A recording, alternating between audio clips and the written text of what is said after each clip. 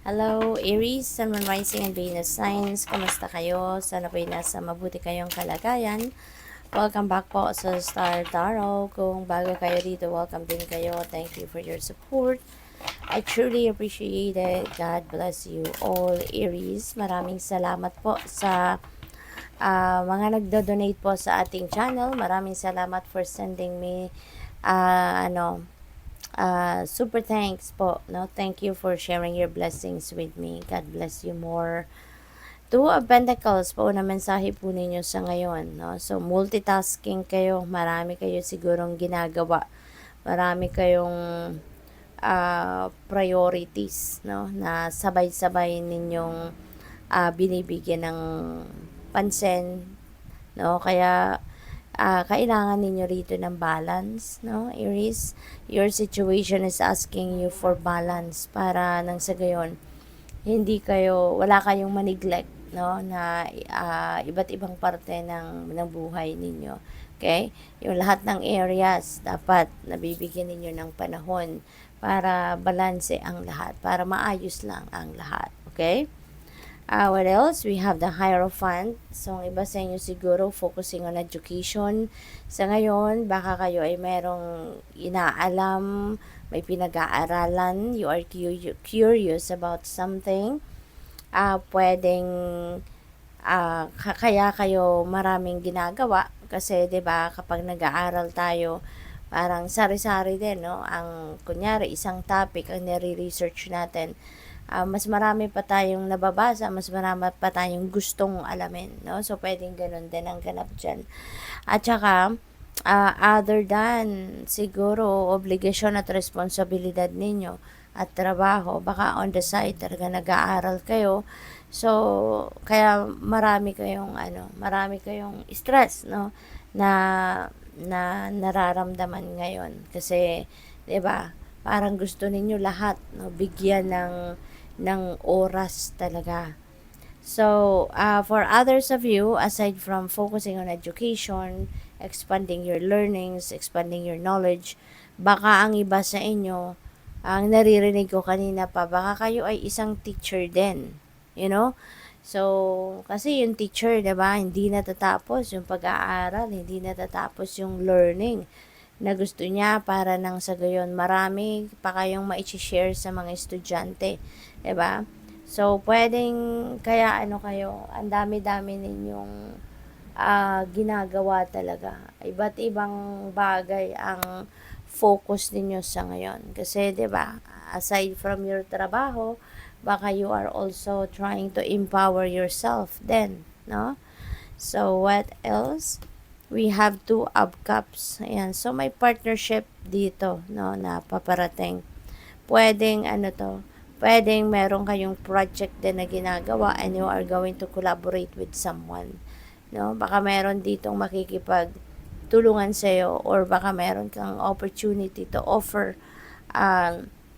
a job sa iba para makatulong din sa'yo. Diba? So, pwedeng ganun ang ganap.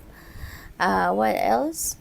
We have Page of Wands. Ayan. So, may opportunity. Speaking of opportunity, meron kayong oportunidad para sa siguro trabaho, no? Pero ang maganda rito, kasi this will be exciting, no?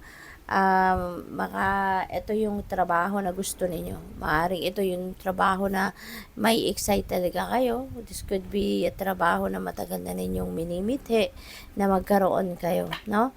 And also, magandang balita ito para sa iyo, kasi maybe naman ang opportunity na to. This is going to bring you an opportunity to be more prosperous and abundant, 'di ba?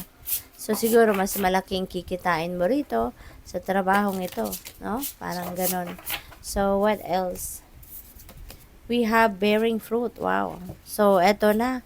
Kung ano man ang pinagsisikapan ninyo, diba? Ang dami ninyong ginagawa dyan, yung ganon. So, maybe, it's coming to fruition na. Kung ano man ang mga pinagtatrabahuan ninyo dyan, ano man yung mga bagay na pinagsisikapan ninyo, is going to bear fruit na sa ngayon, no? So, mamumunga na,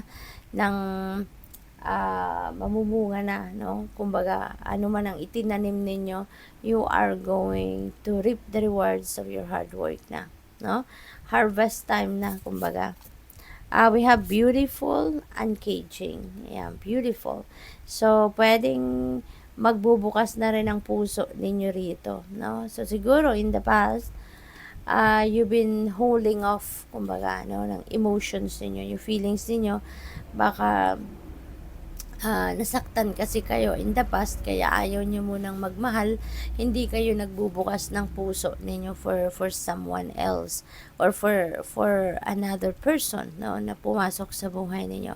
But pwede na ngayon, baka merong nanliligaw sa inyo if you are still single, at baka, no, baka magbubukas na ang puso ninyo para sa pagmamahal.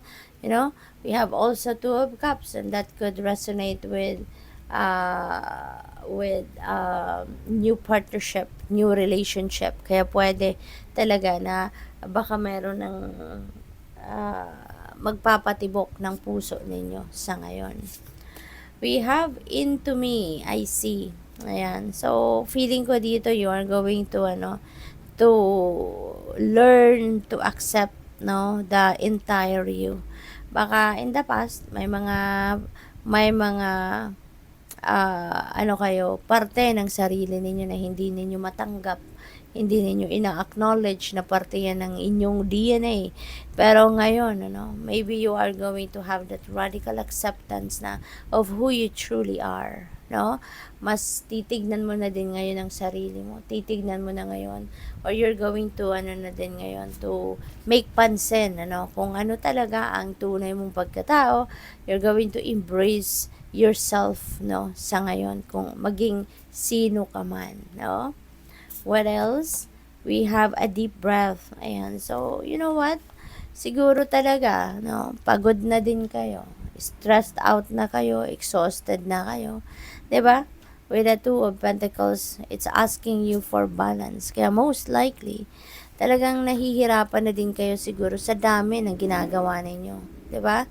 Kaya pahinga muna. Kaya you need to take a breather. Okay? Hinga muna kayong malalim. Hinga muna kayo. Atras muna kayo sa kahit anumang pinagkakaabalahan ninyo. Kahit saglit lang, no? Atras muna kayo para nang sa gayon makapagpahinga kayo.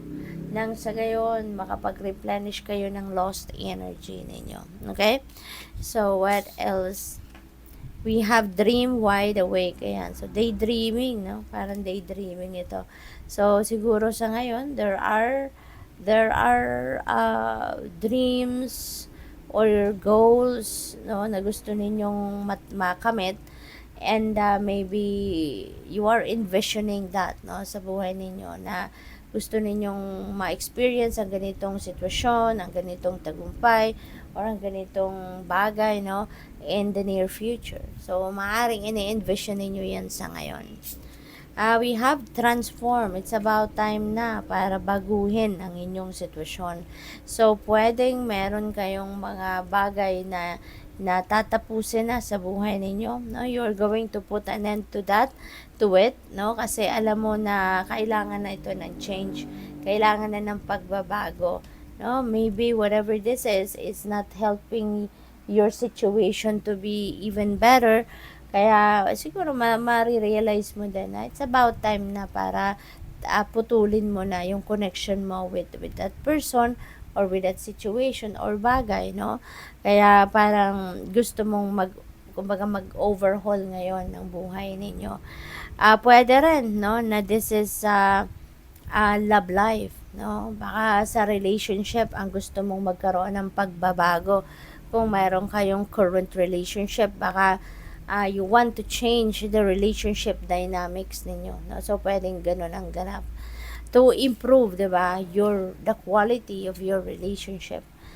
We have rest deeply. Ayan. So, malakas ang panawagan dito, Aries, na kailangan ninyo magpahinga. Deep breath, rest deeply, no? Parehas lang ito na iniimbitahan kayo dito na mag-rest kayo, magpahinga. Give yourself some time para makapag-rejuvenate, recuperate and recharge kayo. Okay? Para mabawi muna ninyo ang inyong lakas. 'Di ba? Maibalik muna ninyo sa buhay ninyo yung strength, yung concentration, yung focus, 'di ba?